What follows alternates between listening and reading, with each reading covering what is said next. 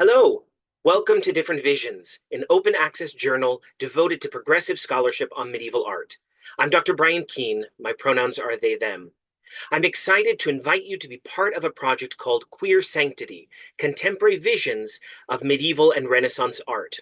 This is a special issue of Different Visions, and it's an imaginary virtual exhibition catalog devoted to the many ways that queer and trans contemporary artists have engaged with medieval and Renaissance visual culture.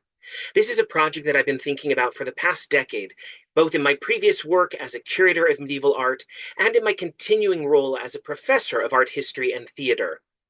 I'm thinking about the many ways in which artists in North America in particular have drawn inspiration from the visual culture of about 500 to 1600 throughout Europe and the Mediterranean.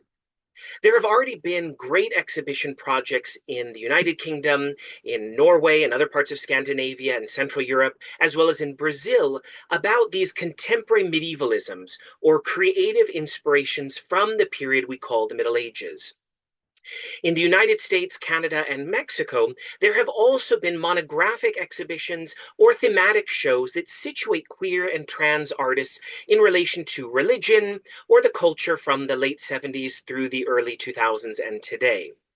With this project, I'm asking scholars at any level in their academic career, from early undergraduate students to early career researchers in grad school or just having completed their graduate work, or scholars in museums, universities, and elsewhere, to think about the way in which altarpieces, manuscripts, stained glass windows, the cult of saints and relics, devotional objects, and more have inspired contemporary artists from the LGBTQIA2+ communities to find their own space both in the past and in those settings in the present where these works of art are displayed, whether they be museums or contemporary religious institutions.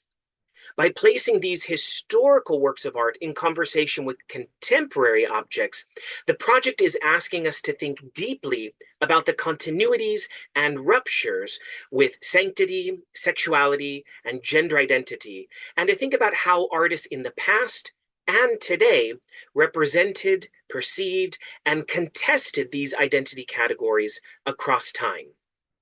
Here's why Different Visions is the perfect home for this work. It's really challenging for a single museum or institution to take on a project like this.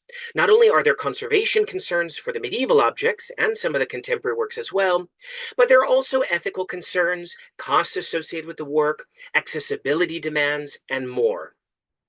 It's really difficult to conceive of a single museum mounting a project like this, not only because of the way that museums divide curatorial, conservation, education, design specializations. We often see medieval art in its own set of galleries and contemporary art in their own discrete spaces. It's also because the works of art themselves are geographically dispersed.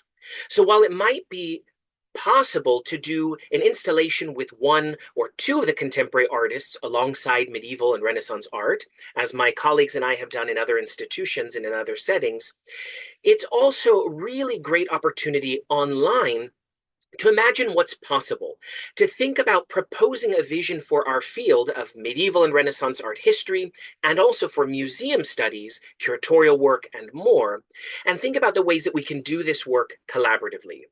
So a virtual journal that allows us to create a virtual exhibition and exhibition catalog allows us to create a space that's not bound by loans or the budgets of gallery concerns or the walls themselves, and to show what is possible in queer and trans time and space. Different Visions offers us the freedom to pair all of these works together in ways that wouldn't necessarily be possible in the same vitrines or galleries.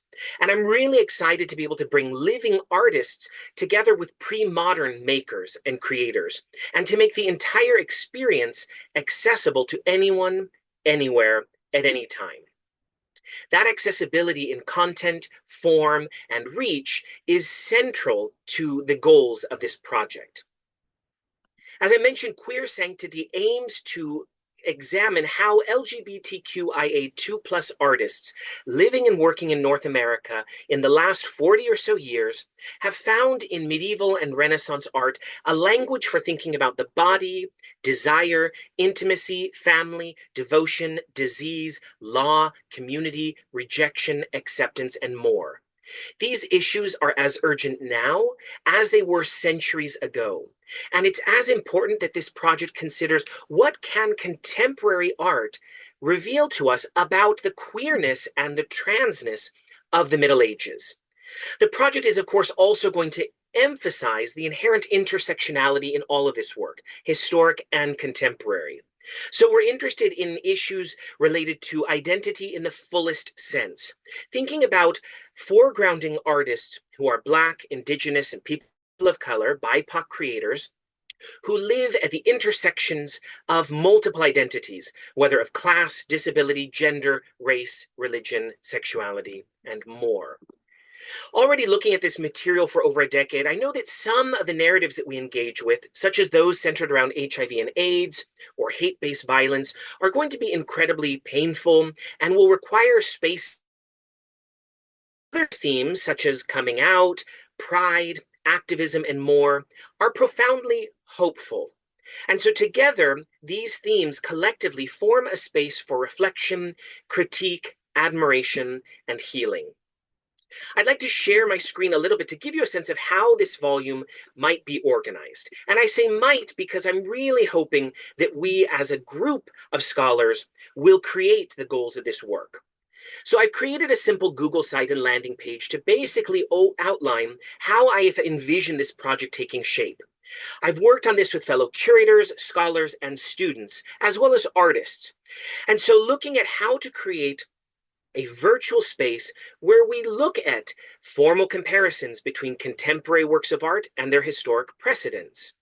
We might look collectively at the ways in which contemporary creators are using the visual and formal language of the Middle Ages to say something about both identity in the past and our place as queer and trans individuals today. So often the narratives that we'll be looking at and uncovering relate to religion. And I'm thinking about the broadest sense of religion in the medieval Mediterranean context. So often projects centered on medieval gender and sexuality to date have focused largely on Christianity. I'm really hoping that this project expands outward to also address Judaism and Islam, and to see the central role that these religions, the Abrahamic traditions, played in visual culture across the Mediterranean. And that does include also looking at North Africa. You can see scrolling through that we're looking at a range of objects in different materials. There's really no limit in this virtual presentation in the way that there may be other limitations in a physical museum setting. To introduce the topic of queer sanctity, I expand a little bit more about the ways in which queer and trans creators have thought critically about the language of medieval and Renaissance art. Even if they're not thinking specifically or always about the Middle Ages and the Renaissance proper. As scholars, curators, educators, and more, we see something of that visual language in these works of art. And many of the creators themselves have also articulated the way in which the historic visual language informs their practice today. Often because the spaces of religion or museums are exclusionary or seemingly exclusionary for LGBTQIA2 plus peoples. And yet we've created our own spaces within those settings so that we can be visible. And the language of sanctity is one way of doing that. You'll see here just a range of works that I've organized, thinking about how in a physical museum setting, I might want to create a welcoming space so that visitors immediately see what's medieval and Renaissance about contemporary art. And they hopefully begin to ask the questions, why are queer and trans artists drawn to this visual culture? Or how do I see this visual culture playing out in my own life? And how can I begin to understand those themes of race, religion, gender, and sexuality, and more in relation to the art world more broadly? I've listed several artists that I've begun thinking about over the last decade and a half or so. And these are not this is not an exhaustive list. Of course, we'll be able to think of many, many more creators, especially in those emergent spaces of TikTok, Instagram, Blue Sky, and more. In looking at this list, you might notice that there seems to be an imbalance of male or male presenting creators, many of whom are also people of color and trans identifying artists. But that imbalance is also worth noting. If we're seeing gaps or absences in the creative expressions of artists in one portion of the LGBTQIA2 plus acronym, interrogating that absence is worth an exercise for this project. Moving forward, I'm thinking of also including a section called Play, Piety, and Perversity in the Middle Ages. This section heading draws from Michael Camille's very famous article on the topic. Camille was a famed medievalist who really ventured into many new realms at the time he was working for medieval art history, and we still see his legacy today. Part of what I'm hoping this project does is to really shed light on the ways that looking at medievalisms in the contemporary context also helps us understand something that was always there about queerness and transness in the Middle Ages. It's not looking at contemporary art apart from the historic context, but looking at historic objects that we can possibly view anew through the queer and trans theories that artists themselves bring to the table today. So again, a grouping of objects that I've been thinking about, bringing together, and that I've had great success working on with students.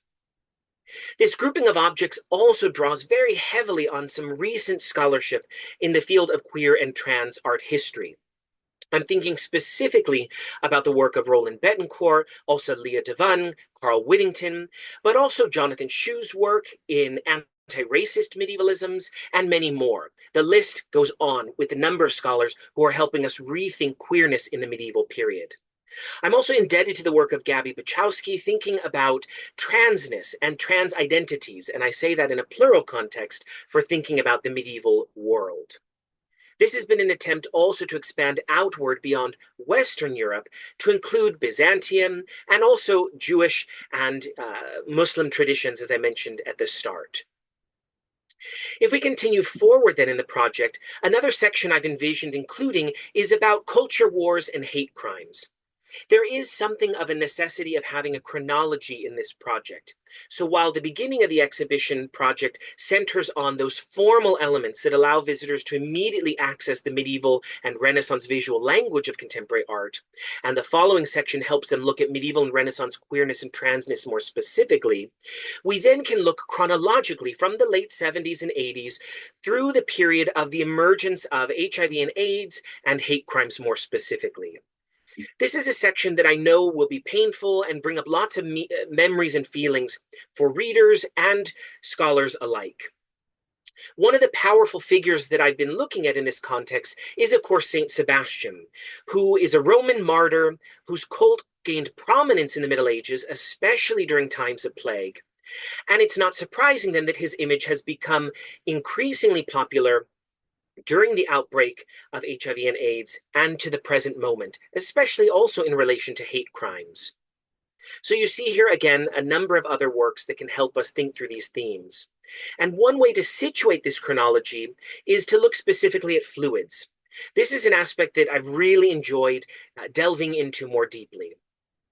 Blood, sweat, and tears is not only a phrase that we think about as queer and trans people struggling to get through the world, living with hope for a future, but they're also fluids that people in the Middle Ages and the Renaissance used in visual language, and that artists today are thinking very critically about with their works. So we can think through the image of Saint Sebastian as one of our guiding examples for thinking about those fluids, and the ways in which artists are using their own bodily fluids to bring about narratives around the body, censorship of art, political policies that prevent us from entering certain spaces, such as restrooms, and more. It's also important as we move through a chronology of this work to have a section that brings us hope and joy, thinking about the struggles that we've gone through for pride and activism. And a number of contemporary creators have drawn to pre-modern art to think about those connected pasts and worlds today. A guiding metaphor in all of this work has been the palimpsest. It's a term we often use in manuscript studies to think about surfaces that have been layered with different texts or images, at times scraped, rewritten, repainted, and more. That idea of layering memory, activism, experience, and more, thinking about the ways in which the past haunts the present and the future, but also the ways that we're able to rewrite those histories, is part of this section.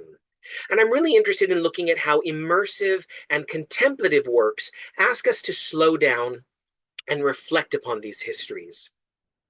And again, you can see a selection of the objects that have been central to grounding thinking on this work.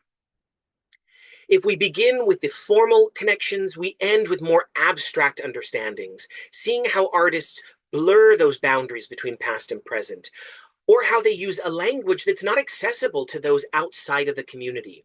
And that inaccessibility is similar to the way in which medieval and Renaissance art needs decoding, or the way in which museums themselves can be, at times, exclusionary spaces.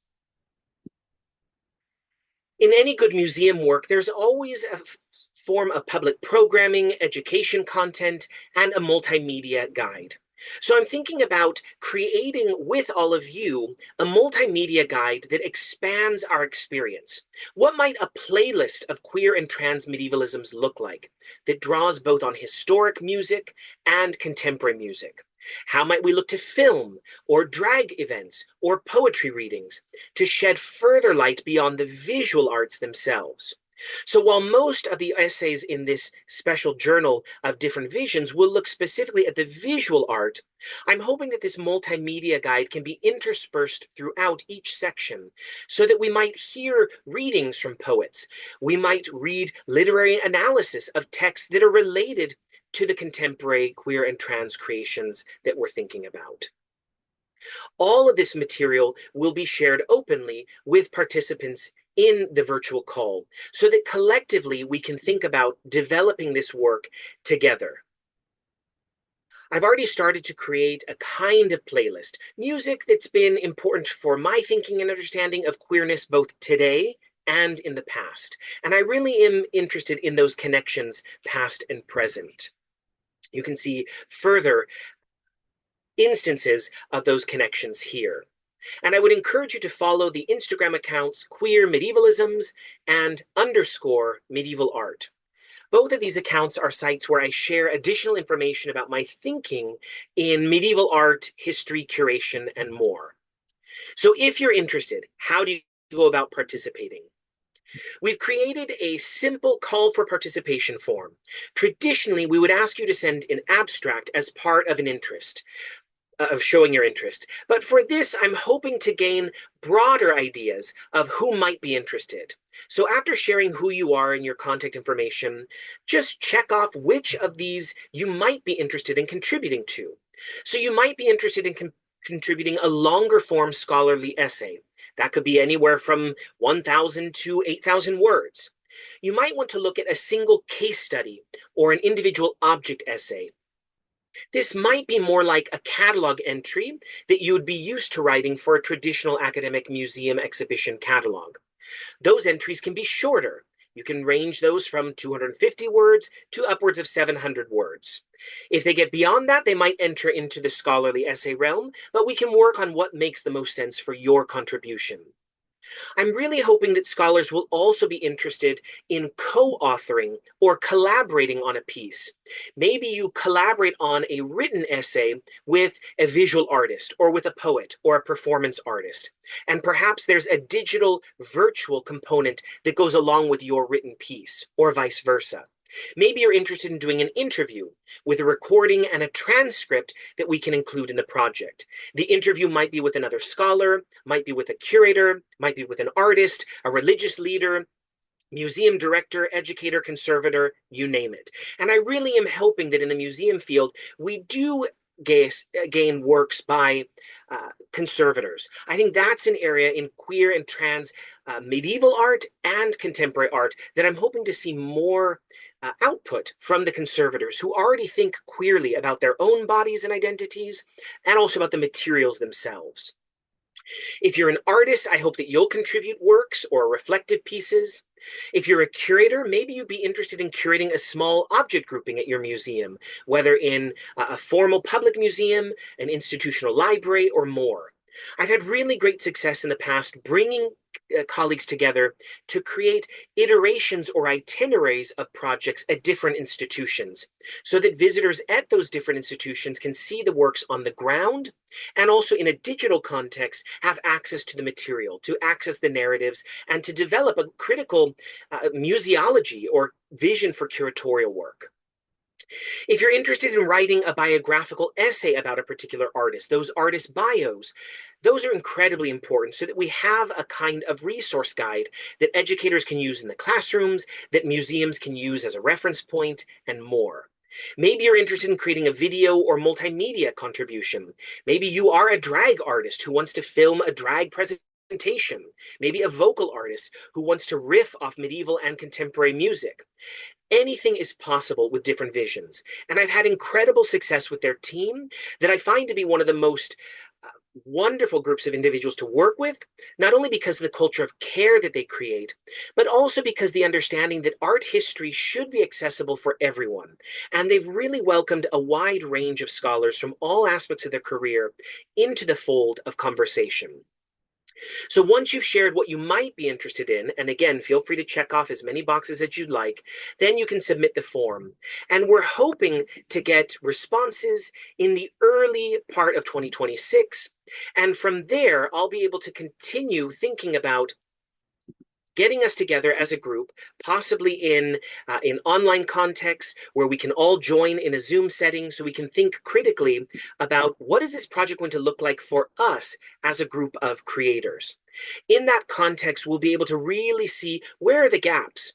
Are there areas that we don't have represented in this project? Or is the project evolving to become something completely different? Are the sections that I've organized enough, or do we need to parse them out even further to create more meaningful or additional meaningful spaces to tell the stories? When you submit, I'm hoping eventually that you'll be able to submit essays between and up to about 8,000 words, as I mentioned, or shorter contributions that can be from about 250 words up. If this project piques your interest, I hope that you'll reach out to me. My contact information can be found on the Instagram accounts that I shared and on the Different Visions website itself.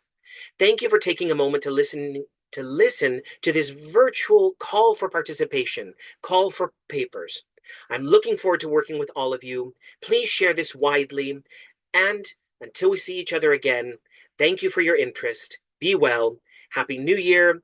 Happy working on queer and trans art history, medieval, Renaissance, and contemporary art. I look forward to joining you on Queer Sanctity.